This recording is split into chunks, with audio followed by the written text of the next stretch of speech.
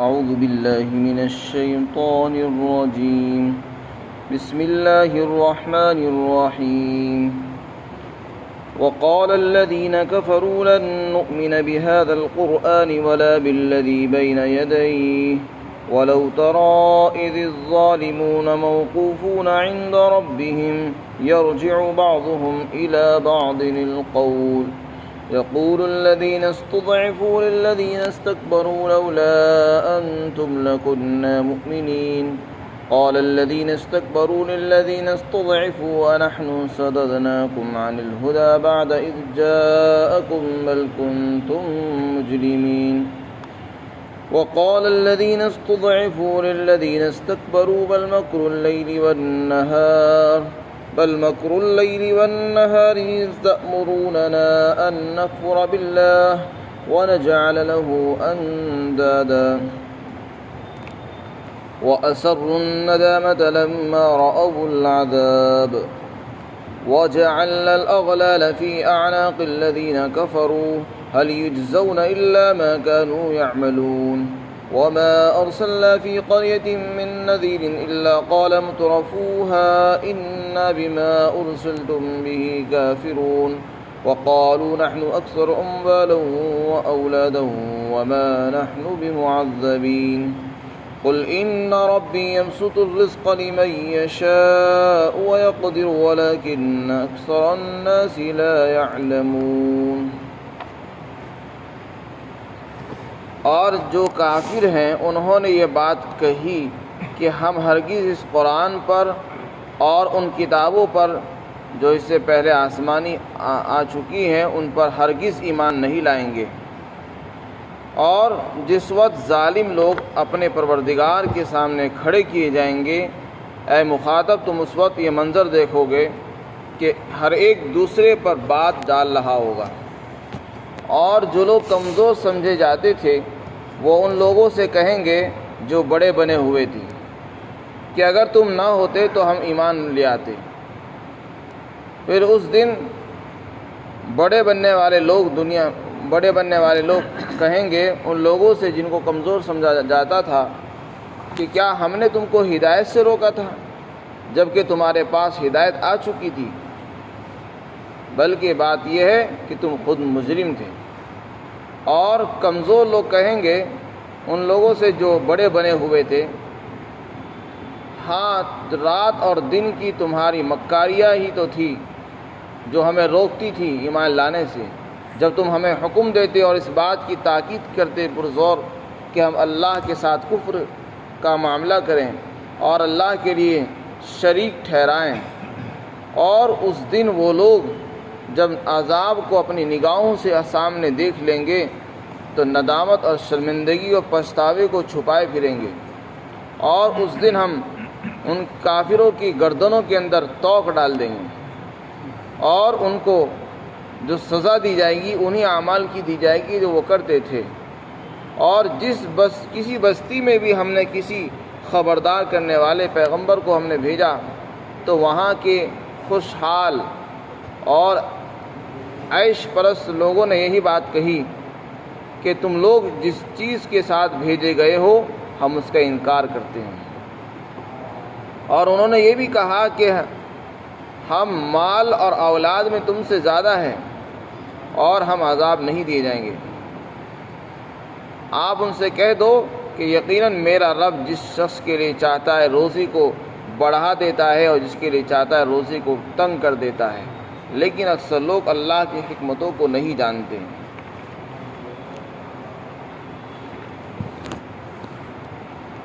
یہاں پر اللہ تعالیٰ نے قیامت کا انکار کرنے والے کفار اور مشرکین کا ایک حال قیامت کے دن کا بیان فرمایا ہے. اس دنیا کے اندر بہت سے لوگ وہ ہیں جو اللہ کا انکار کرتے ہیں، بہت سے وہ ہیں جو اللہ کو مانتے ہیں لیکن اللہ کے ساتھ مخلوق کو بھی خدائی میں شریک مانتے ہیں. یعنی اللہ کو بھی مانتے ہیں، ساتھ ساتھ میں دیوی دیوتاؤں کو، مخلوق کو، بزرگان دین کو خدا کی خدائی میں، اللہ کی ذات میں اور اس کی صفات میں شریک قرار دیتے ہیں. یہ بڑا گناہ ہے. تو جو لوگ اس دنیا کے اندر کفر اور شرک کے اندر مبتلا ہیں وہ دو طرح کے ہیں۔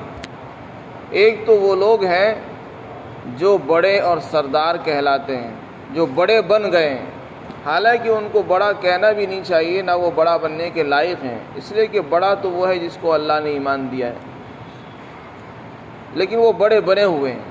قرآن بھی کہتا ہے کہ وہ بڑے نہیں تھے، بنے ہوئے تھے، اور وہ اپنے آپ کو بڑا مانتے تھے اور دوسروں کو بڑا ثابت کرتے تھے دوسروں کے سامنے، اور اپنی قوم کو اپنے کہنے پر چلاتے تھے۔ اور کچھ لوگ وہ تھے جو کمزور درجے کے لوگ تھے، جن کو کمزور سمجھا جاتا تھا، نچلے طبقے کے لوگ تھے۔ بڑے درجے کے لوگ ان کو اپنے مرضی پر چلاتے، اپنے مطابق ان کا استعمال کرتے، اور جس طرح وہ بڑے کہتے چھوٹے اسی طرح چلتے تھے۔ تو غیر مسلمین کے اندر یہ دو طرح کے دو طبقے پائے جاتے ہیں، کچھ چھوٹے لوگ ہیں، کچھ بڑے چودھری لوگ ہیں۔ جیسے بڑے کہتے ہیں چھوٹے انہی کی بات مانتے ہیں، ان کی ہاں میں ہاں رکھتے ہیں اور ان کے کہنے پر چلتے ہیں۔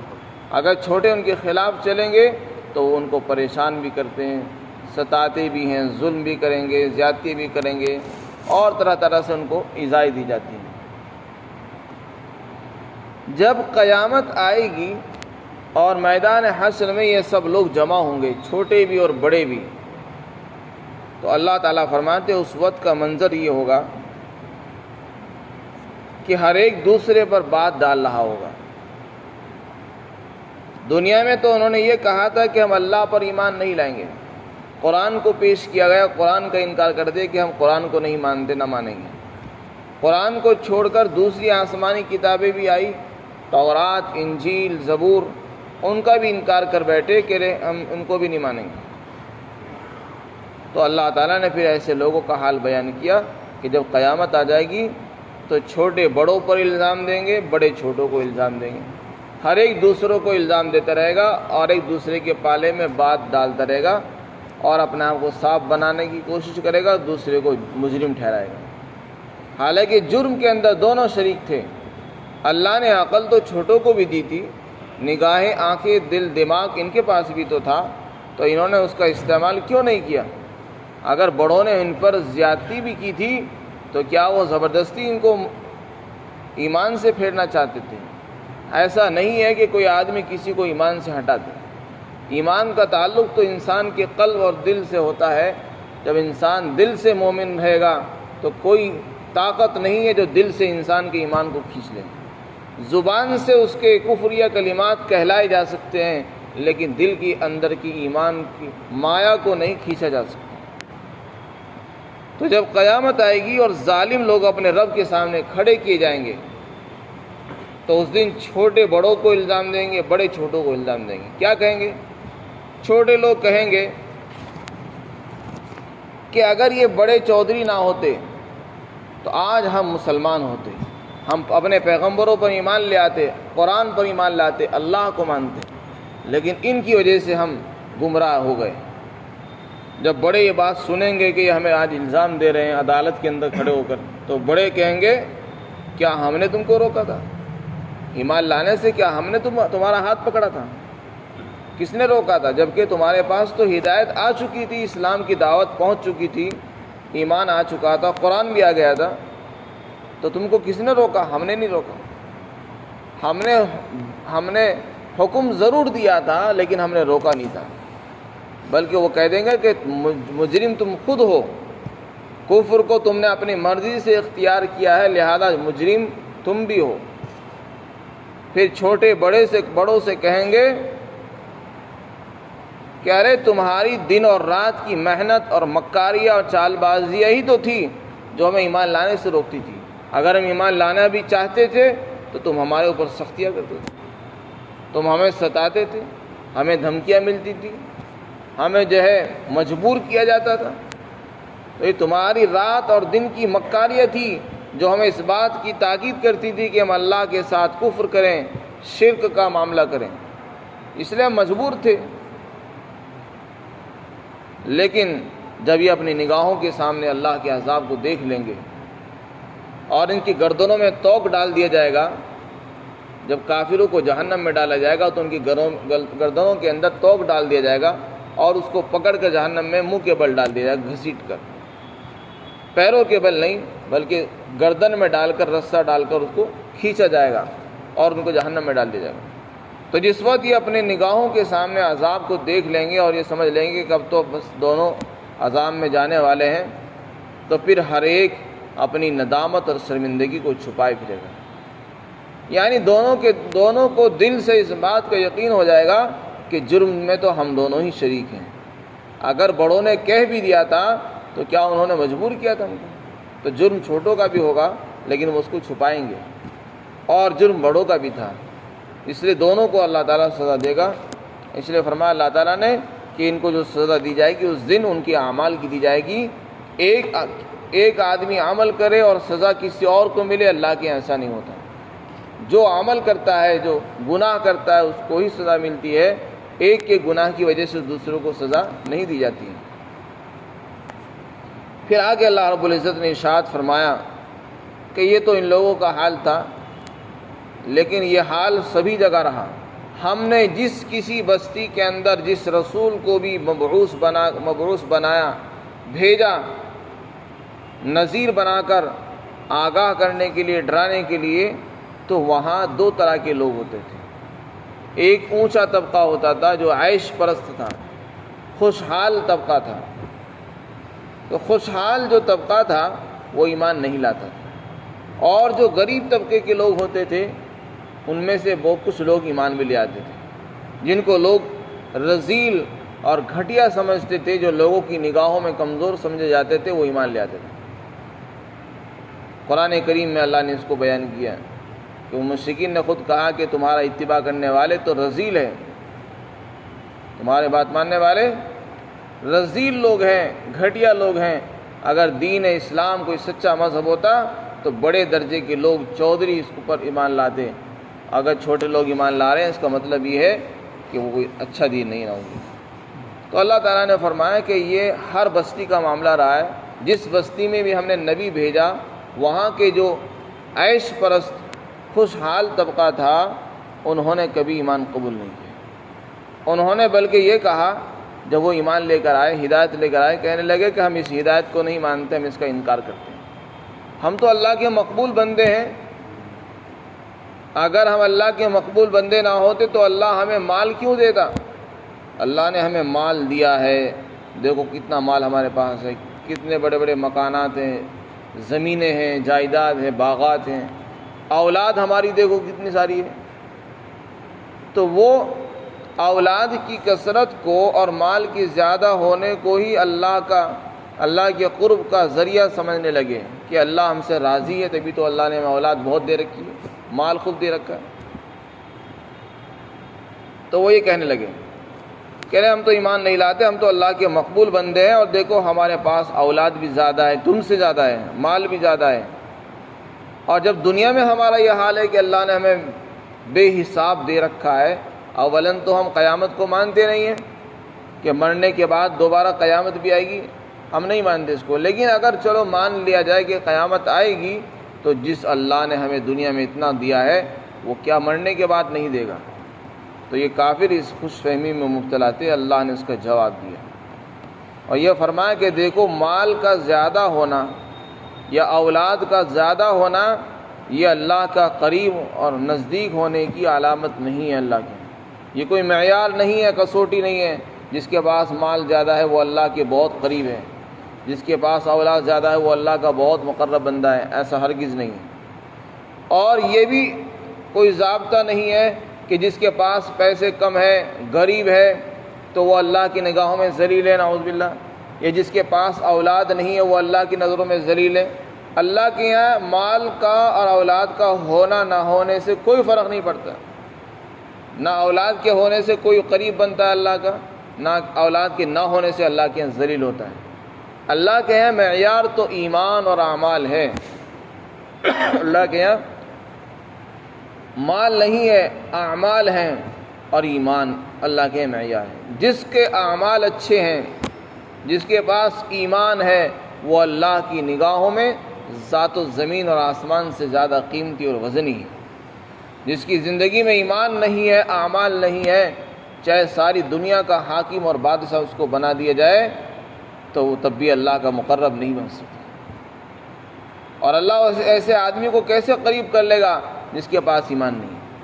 محض مال کے ہونے سے اللہ کو رحم آ جائے گا اس کو؟ اللہ تعالیٰ کو مال کی ضرورت نہیں، اللہ ہی نے تو مال کو دیا ہے۔ تو مال اور دولت اللہ کی نگاہ میں کوئی حیثیت نہیں رکھتے ہیں۔ حدیث پاک کے اندر اللہ کے رسول نے فرمایا لو کانت الدنیا تعدل عند اللہ جناح بعوضۃ ما سقى کافرا منها شربۃ ماء، فرمایا یہ دنیا اتنی ذلیل ہے اللہ کی نگاہ میں، جس کو ہم دیکھ دیکھ کر رال ٹپکاتے ہیں، کیسی بلڈنگیں، کیسی کاریں، مکانات، فرمایا یہ دنیا اللہ کی نگاہ میں ایک مچھر کے پر کے برابر بھی حیثیت نہیں رکھتی۔ مچھر کیا ہوتا ہے؟ ذلیل جانور ہے، جو بھی دیکھتا ہے اس کو مار دیتا ہے، کوئی زندہ اس کو چھوڑنا نہیں چاہتا۔ وہ مچھر خود ذلیل، اور اس کا جو پر ہے وہ کسی حیثیت کا نہیں، مچھر کا ایک پر بھی کسی قیمت کا نہیں ہے۔ فرماتے ہیں اس مچھر کے پر کے برابر بھی اس دنیا کی قیمت اللہ کی نگاہ میں نہیں۔ اگر اتنی بھی ہوتی تو اللہ کسی کافر کو، کسی باغی کو، کسی نافرمان کو ایک گھونٹ پانی نہ دیتا، لیکن اللہ کی نگاہ میں کوئی حیثیت ہی نہیں ہے۔ یہ تو ہم نے اپنی نگاہوں میں اس دنیا کو بہت زیادہ ترجیح دے دی ہے، ورنہ اللہ کی نظروں میں یہ کچھ بھی نہیں ہے۔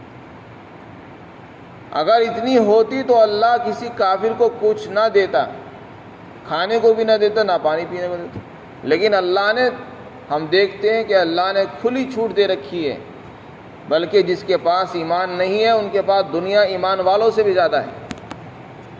جو کافر اور مشرک ہے، زندیق ہے، ان کے پاس دنیا ایمان والوں سے بھی زیادہ مل گئی۔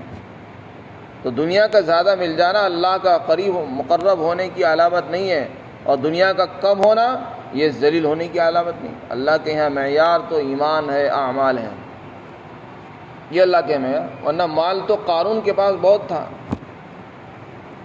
مال تو قارون کے پاس بہت تھا، سلطنتیں بھی بہت سے لوگوں کے پاس تھی، کافروں کے پاس آج بھی سلطنتیں ہیں، لیکن اللہ کا قرب نہیں۔ اللہ تعالیٰ بہت سی مرتبہ نیک لوگوں کو بھی بہت سا مال دے دیتے ہیں، اولاد بھی دے دیتے ہیں، اور بہت سی مرتبہ اللہ تعالیٰ مال نہیں دیتے نیک لوگوں کو۔ بہت سی مرتبہ کسی نافرمان کو خوب نواز دیتے ہیں، بہت سی مرتبہ نہیں نوازتے۔ تو یہ اللہ کی حکمتیں ہوتی ہیں، جب چاہتے ہیں جس کے لیے چاہتے ہیں مال بڑھا دیتے ہیں، اور جب چاہتے ہیں جس کے لیے چاہتے ہیں مال کے اندر کمی کر دیتے ہیں۔ کاروبار بڑھا دیا، کبھی کاروبار کو گھٹا دیا، یہ اللہ کی منشا اور مرضی ہوتی ہے۔ اس کی حکمتوں کو لوگ نہیں جانتے، اس سے غلط فائدہ اٹھاتے ہیں۔ یہی فائدہ ان لوگوں نے اٹھایا اور کہنے لگے کہ جب ہمارے پاس مال بھی ہے، اولاد بھی ہے، تو ہمیں کسی دین کی کیا ضرورت ہے، اور دیکھو ہم تمہارے دین کو نہیں مانتے، ہمارے پاس سب کچھ ہے، اگر قیامت آئے گی بھی تو ہماری پکڑ نہیں ہوگی، چونکہ ہم تو خوشحال لوگ ہیں۔ یہ جواب انہوں نے دیا، تو اللہ نے اس کے جواب میں فرمایا کہ دیکھو روزی کا بڑھانا اور روزی کا گھٹانا یہ میرے ہاتھ میں، جب چاہتا ہوں جس کے لیے چاہتا ہوں بڑھا دیتا ہوں۔ اس کی حکمت تم نہیں جانتے ہو، اس کی حکمت میں جانتا ہوں۔ بعض مرتبہ اللہ کسی کو مال اس لیے دیتا ہے تاکہ اس کا امتحان لے، اس لیے نہیں دیتا کہ اللہ اس سے خوش ہے، پکڑنے کے لیے بھی دیتا ہے تاکہ وہ گناہوں کے اندر اور بڑھے۔ بعض مرتبہ آزمائش ہوتی ہے، بہت سے مصلحتیں، حکمتیں اللہ کی پوشیدہ ہوتی ہیں۔